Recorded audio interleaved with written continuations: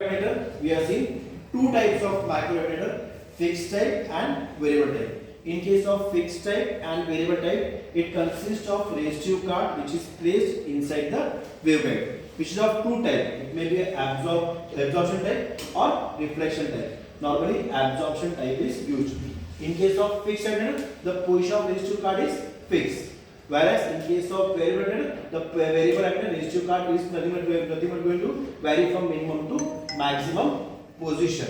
So we have seen in case of fixed antenna, the position of this resistive card which is placed inside the waveguide, it fixed.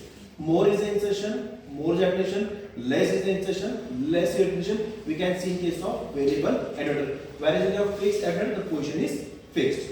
In case of variable antenna, we can vary the position of the resistive card. We can vary the position of resistive card from minimum to maximum. Minimum to maximum. At the upper position, the minimum attenuation. At lower position, the maximum attenuation. In this way, we study the microwave attenuators. Is it clear?